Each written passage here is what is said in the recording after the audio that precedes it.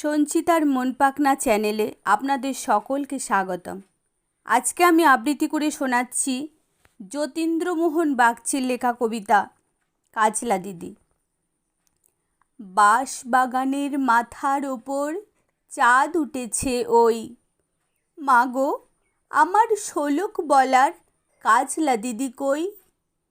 পুকুর ধারে নেবুর তলে থোকায় থোকায় জোনাই জলে, ফুলের গন্ধে ঘুম আসে না, একলা জেগে রই। মাগো আমার কোলের কাছে কাজলা দিদি কই? সেদিন হতে দিদিকে আর কেনই বানা ডাকো? দিদির কথায় আঁচল দিয়ে মুখটি কেন ঢাকো? খাবার খেতে আসি যখন দিদি বলে ডাকি তখন, ও ঘর থেকে কেন মা আর দিদি আসে নাকো? আমি ডাকি তুমি কেন চুপটি করে থাকো? বলমা দিদি কোথায় গেছে, আসবে আবার কবে?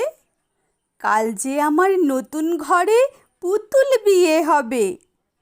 দিদির মতো ফাঁকি দিয়ে আমিও যদি লুকোই গিয়ে, তুমি তখন একলা ঘরে কেমন করে রবে? আমিও নাই দিদিও নাই, কেমন মজা হবে?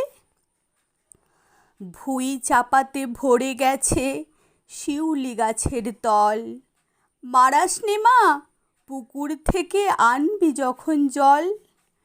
ডালিম গাছের ডালের ফাঁকে বুলবুলিটি লুকিয়ে থাকে, দিস না তারে উড়িয়ে মাগো, ছিঁড়তে গিয়ে ফল।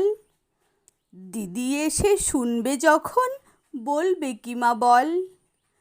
বাঁশ বাগানের মাথার ওপর চাঁদ উঠেছে ওই, এমন সময় মাগো আমার কাজলা দিদি কই?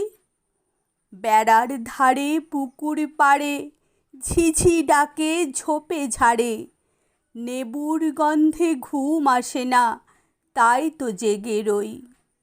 রাত হলো যে, মাগো আমার কাজলা দিদি কই? নমস্কার।